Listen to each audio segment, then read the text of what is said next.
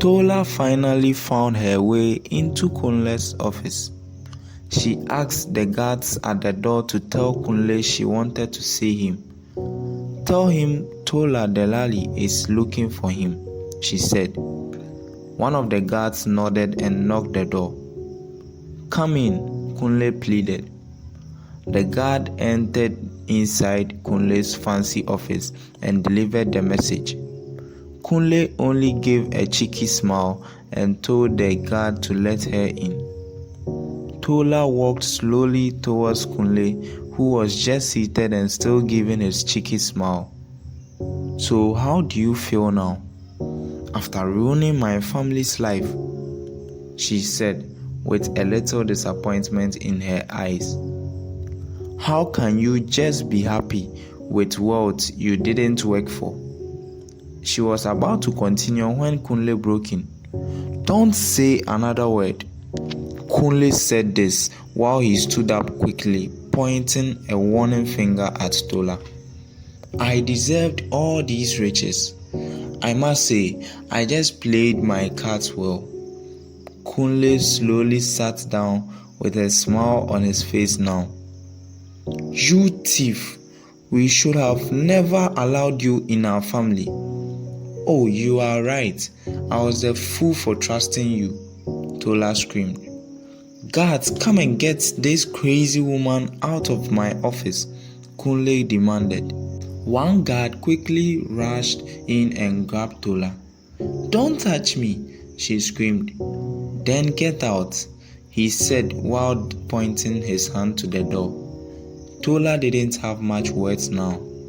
She just wiped her teary eyes with her handkerchief and went straight to the door. Before she opened the door to leave, she just turned to look at Kunle, who was staring at her in excitement. "You will surely pay for this one day," Tola said this as she opened the door and banged it. She quickly rushed downstairs and took a car home. She was very sad and couldn't stop her tears either. Kunle woke Tola up. He stood up and told Olu he saw her sad, and so he was actually sympathizing her when she fell asleep. "Nothing went on between us," Kunle said. Tola just got up and took Olu upstairs by his hand. "Please don't be mad at Kunle. I was the one who invited him to come and sit by me. He didn't do anything." Olu didn't talk, but just followed his wife to the room. Things changed after that. Tola hardly spoke to Olu concerning her personal issues. Olu didn't seem bothered because he felt his family was in good hands. Slowly, she distanced herself from Olu. She even avoided his touch. She kept her answers short. She didn't ask where he was going or when he would be back. Kunle, on the other hand, became more confident. He was always with Debbie and Mr. Pooh. He often drove Debbie to playgrounds just to spend some time with her. It was clear Debbie liked Kunle's presence now. The Valentine's Day fell on a Friday. It happens Olu traveled a day before this fateful day.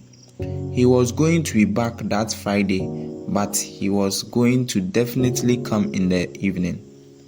That morning, Tola had some business meetings.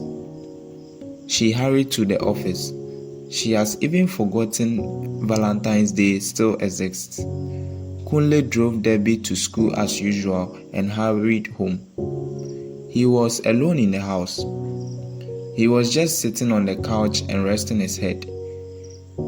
He started to think about Tola and how to surprise her on that day. It was around 8 a.m. and Tola was still in her meeting. She heard a beep on her phone. It was Kunle. "Your baby boy has been outside for about 40 minutes just waiting for you." She smiled to the message. At this point, she knew she had to cut short the meeting and go and meet up with Kunle. That was his first time visiting Tola at her workplace, so she was surprised and curious to know why he was there. When she was approaching him, he got up and started staring at her while he was still smiling. "You are looking gorgeous, my lady," Kunle said. "Oh, please don't start to tease me now." He smiled at her and Tola became shy and even lowered her head in excitement. "His smile just drives me crazy," Tola thought this to herself. Without any more word, Kunle just took her hand and was heading to the entrance. "But at least let me tell my assistant I'm leaving," she pleaded. "Oh, leave them and let's go.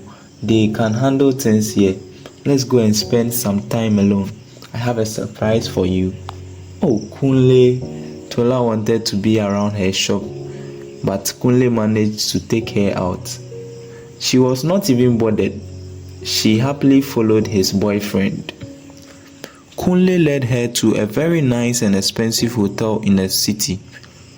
Kunle opened the door to the room he booked, and Tola was completely shocked.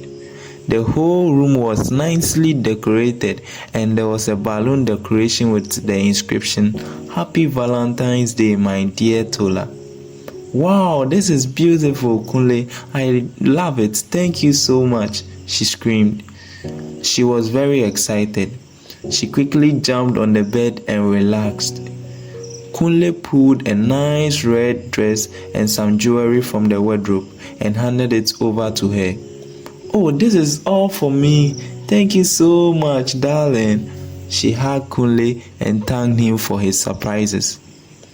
"You can change now, so I show you my last surprise," Kunle said while he was smiling at her. She nodded and just went to the washroom to change.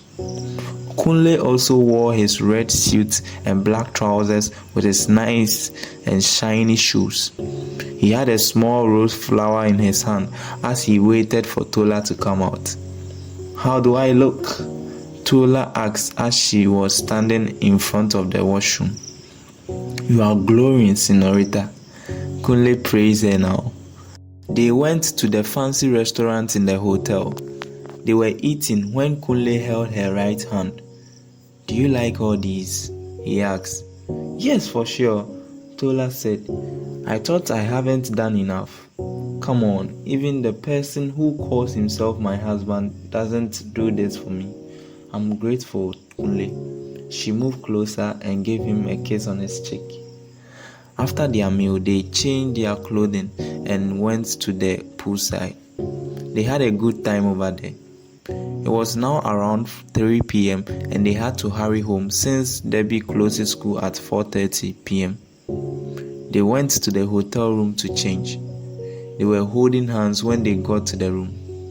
Tola wanted to go and change herself, but Kunle pulled her back and wrapped his hand around her. They were both smiling at each other. They started kissing and Kunle carried her to the bed. The rest didn't feel real. They had sex, but Kunle used protection. Tola seemed unbothered about it at all. She liked it. They both went to pick Debbie from school and hurried home for dinner. Olu returned late in the evening from his journey. When he got to the room, Tola was already asleep. He woke her up and then handed a nice flower he bought to her. She just took it and gave a half smile. "Thank you," she said. "Oh, is that all?" Olu was smiling but noticed Tola was not too impressed with the gift. "Happy Valentine's Day, darling," he added. "Thank you so much, Olu," Tola said and hugged Olu. She was still sitting on the bed. She placed the flower down and told Olu it was late, so she wanted to go back to sleep. Olu was still shocked. She was not even interested in asking of his journey. "I sent you messages in the morning to wish you, but you never replied," he continued.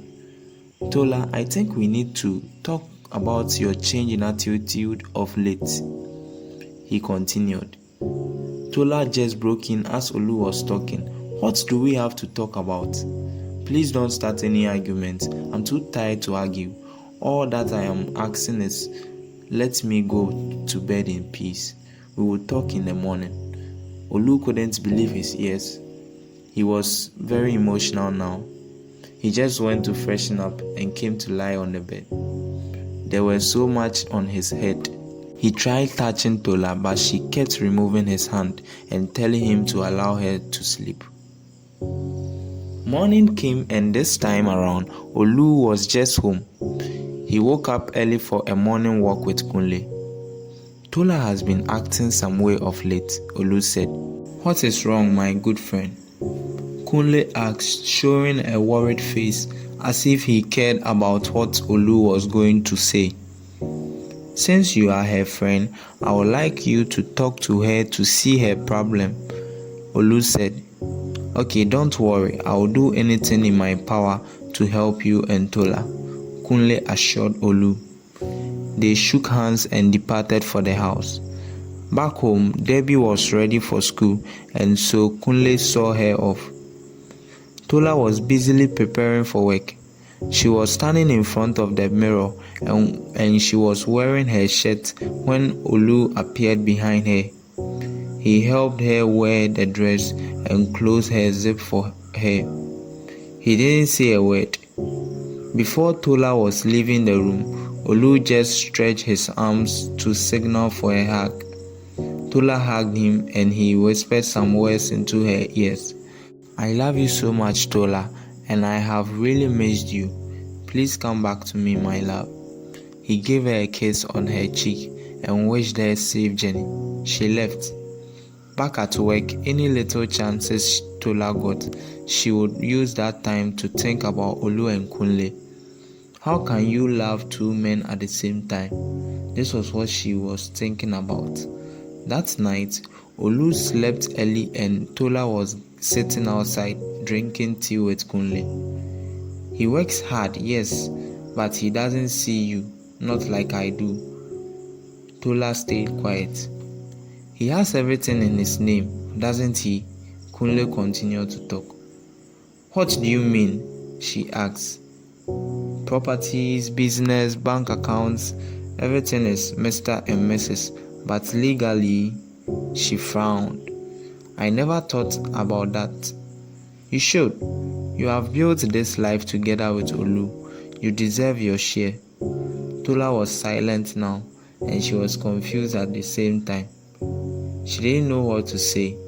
She was thinking about a whole lot of things now. I know Olu is still your husband, but he doesn't deserve you. You and I know this for a fact. Kunle, please stop. Olu is a good man, of course, and I can't plan to do this to him. You already have me, so why do you want to take his properties as well? Oh, not at all. I'm not saying you should or I should take his properties. Kunle broke in while she was still talking. Please go, she said. Are you sacking me now? Please go, she demanded again. Alright, I'll go, but then think about what I just said. You will realize I'm not lying. Go away, Tola screamed as she burst into tears. She was mad at her own self. She could not control her feeling, and she even had sex with Kunle. All these were playing like a movie in her head as she was crying. Olu woke up early that dawn and started to look for Tola.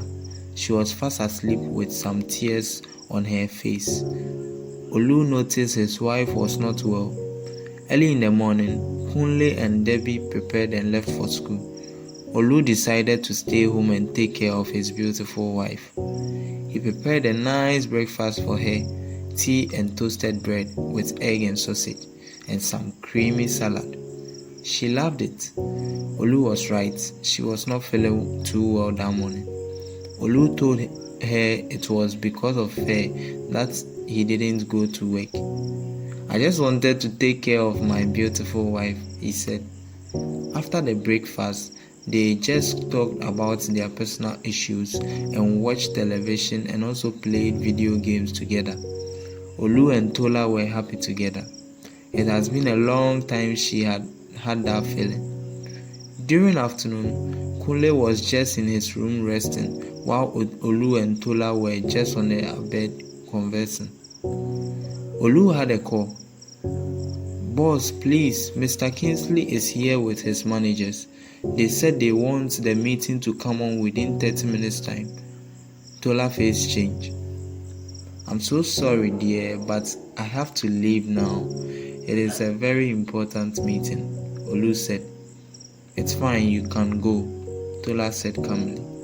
She didn't like the idea that he is always on the move, but there is nothing she can do about it, so she just kept quiet. Tola was still resting in bed when she heard a knock on her door. "Come in," she said.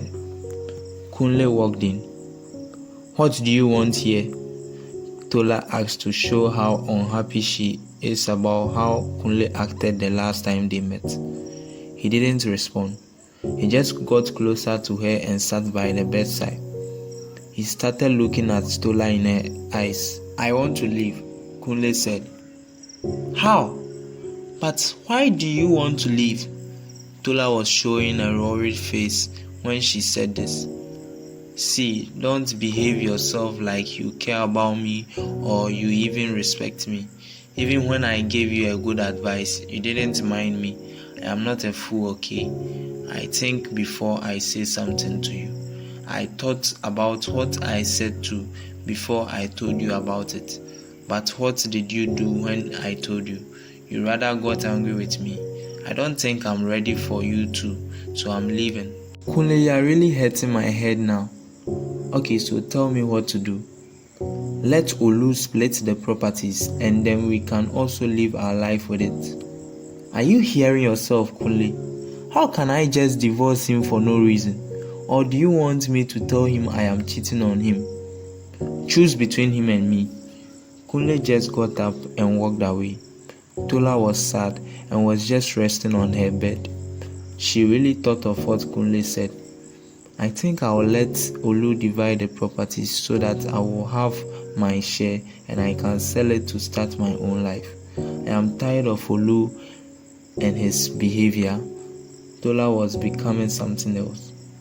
It took time before she could finally tell Olu her decision because she herself was not certain about it. A few weeks later, Tola brought it up. "I think we should split the properties." Olu looked confused. "Why?" "Security, in case something happens." "But everything I have is already ours." "Legally, it isn't," she replied. He hesitated. "You don't trust me?" he asked. "I just want peace of mind." He nodded slowly. "Alright, if that will make you feel okay, then I'll transfer everything into your name. You are my wife, so why should I think of dividing our riches? Anything I have belongs to you also, including my clothes." Tola hugged Olu tightly while she was screaming, "Thank you so much, darling." You can tell she was too excited. The next morning, Olu called his lawyer and handed over all the properties except for his car into Tola's name. And just like that, she owned everything. That fateful evening, she broke the news to Kunle. He was very excited to hear that Tola owned all the properties now.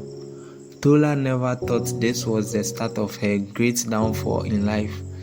She trusted Kunle so well that she didn't even know she was being deceived and fooled all the time. Olu, on the other hand, just wanted his wife to be happy and continue to still love him no matter what or no matter his behavior. This is why he did what he did, even though it doesn't sound right. Kunle was just a step away to finally complete his mission. All he had to do is to make Tola trust him so much and trust in their relationship, and that will be it. He will have all those properties for himself. He easily helped Tola and was always with her. He was mostly visiting her at her workplace. He was always taking Tola out just to make fun with her. One night, When Olu got home late, Tola was not in the house, and so was Kunle. He was worried, but this was when he began to think that Tola and Kunle were definitely having an affair. He tried calling their numbers, but it wasn't reaching. It was very late, and so he just decided to sit in a couch and wait for them. He felt fast asleep. He woke up very early the next morning only to see 5 missed calls from Tola. Olu called her. When she picked up, she started crying. Olu tried to console her and know what was wrong. She hardly spoke. Olu asked for her location and went to pick her up. She was in the same fancy hotel she went in with Kunle to have an affair. Kunle was gone. He took everything, including their house, their cars, the supermarket, and Olu's chocolate firm. It was all gone. It all happened that night when he was with Tola. He made her drink a lot of alcohol, and she couldn't even walk or reason with her environment. That was the same time Kunle made her sign the documents to all the properties, handing them over to Kunle. Kunle is a master planner. He was already in deals with people who were interested in buying the properties, so once it was all in his name, he sold everything. He was nowhere to be found. Even his buyers can't reach him again. He was gone with that lots of money. Olu was very sad when he heard this. He got angry, but he knew he couldn't blame anyone. He was the cause for all this. He gave no attention to whatever went on in his own house, and it has ended him up with nothing. He just went out to be alone in the porch. He didn't want to talk to anyone. He wanted to be alone. Tola couldn't stop her tears either. Debbie was also shocked and surprised to hear this news about her mother and Uncle Kunle. Olu used the last money on him to rent a small 2-bedroom apartment. At first, he didn't want Tola in his life again, but many elders came to plead on her behalf. He accepted to live with her again, but for a week, he was not talking to her. He mostly went out in the mornings to look for work. Even with such degrees, he was struggling to get a job. He mostly did menial jobs just to survive with his family. Debbie has never experienced hardship in her life before. One night, she was sitting outside with Olu and she asked, "Daddy, are we poor now?" "No," he said softly. "We still have each other, and I believe God will see us through. Don't worry, my love." Tola saw a post of Kunle making an interview about his newly opened company in Abuja. She quickly saved the location and planned to go and see him for the last time. She was going to get justice for sure. The next morning, she just left the house. She didn't even tell Kunle. Tola finally found her way into Kunle's office. She asked the guards at the door to tell Kunle she wanted to see him. "Tell him Tola Delali is looking for him," she said. One of the guards nodded and knocked the door. "Come in," Kunle pleaded. The guard entered inside Kunle's fancy office and delivered the message. Kunle only gave a cheeky smile and told the guard to let her in. Tola walked slowly towards Kunle, who was just seated and still giving his cheeky smile. "So how do you feel now, after ruining my family's life?" she said, with a little disappointment in her eyes. "How can you just be happy with wealth you didn't work for?" She was about to continue when Kunle broke in. "Don't say another word." Kunle said this while he stood up quickly, pointing a warning finger at Tola. "I deserved all these riches. I must say, I just played my cards well." Kunle slowly sat down with a smile on his face now. "You thief! We should have never allowed you in our family." "Oh, you are right. I was a fool for trusting you," Tola screamed. "Guards, come and get this crazy woman out of my office," Kunle demanded. One guard quickly rushed in and grabbed Tola. "Don't touch me," she screamed. "Then get out," he said while pointing his hand to the door. Tola didn't have much words now. She just wiped her teary eyes with her handkerchief and went straight to the door.